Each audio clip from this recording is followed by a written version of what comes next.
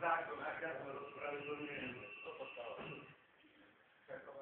No, takže nech sa vám dári, no a začíname, bo čas na skladka. A tedy ja pár nejakých takých organizačných záležitostí by som chcel vám povedať, čo sa týka programu, je na chodbách vecami v podstate na každom rohu, len tak zbežne prejdem. Mali sme to slavnostné otvorenie, rozdanie tričiek a tak ďalej, obedy, to ja už dám teraz, jak vy začnete pracovať na počítačoch cez váš dozor pedagogický, ja to zabezpečím, obedy tu budú 12:15, oficiálne od 12:35 do 13:00 budú obedy, tí, čo máte objednaní, a za ten čas sa v Bratislave bude robiť tá koláž, a budú k nám zaslané výsledky.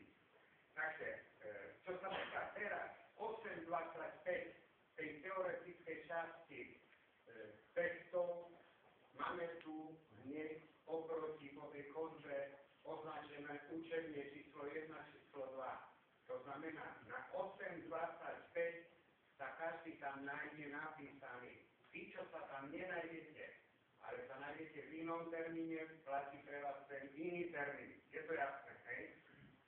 Predpokladám, keby boli nejaké nezrovnalosti, je tu pán Varga, to nosí hňuku, že by ťa poznali kolega hlavný majster u nás na škole, takže, alebo ja som tu, treba bez akéhokoľvek prostiku prísť, že by sme tie termíny, limity dodržiavali, hej?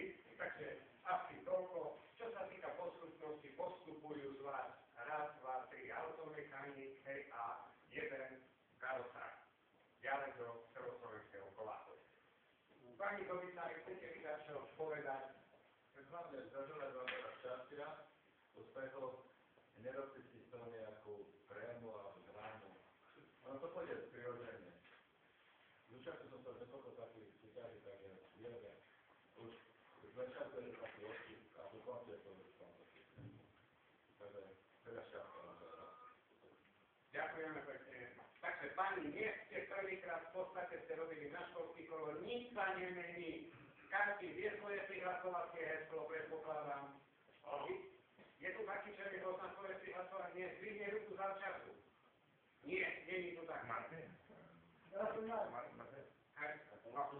Keby náhodou, tak to robí to určite, hej?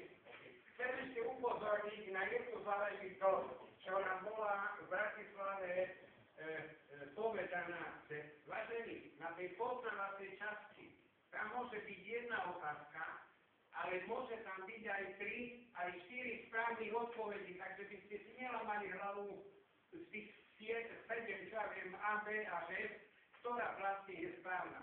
Tam môžu byť 3, 4, dokonca 5 správnych odpovedí.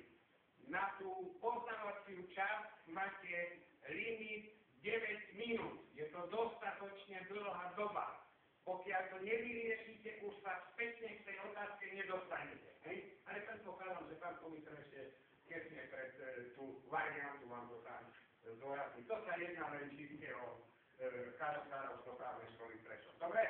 Takže vážení, máte 5 minút na vypnutie čerstvého vzduchu. Ja osobne vám želám pevnú ruku, zapojiť mozog do toho, že by ten výsledok bol čo najlepší. Ďakujem vám pekne.